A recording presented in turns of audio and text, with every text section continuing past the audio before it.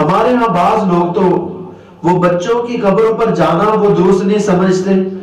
وہ کہتے ہیں کہ بچوں کی قبروں پر جانے کا کوئی فائدہ ہی نہیں ہے، کیونکہ بچے ہیں وہ شریعت کے مکلف نہیں ہیں. تو جب وہ فوت ہو گئے تو اب ان کے ذمہ کوئی گناہ باقی نہیں ہے، بلکہ بچے تو بخشے بخشائے ہیں.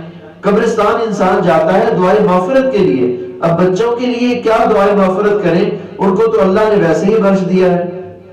تو بھی یاد رکھیں قبرستان انسان صرف دعائے مغفرت کے لیے ہی نہیں جاتا، بلکہ اس کے علاوہ اور بھی کچھ مقاصد ہوتے ہیں.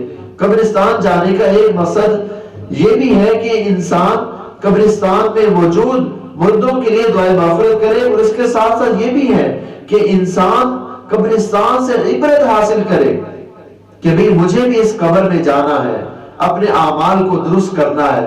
اور ایک اور مقصد یہ بھی ہے کہ انسان قبرستان میں اس لیے جاتا ہے تاکہ آخرت کی یاد تازہ رہے.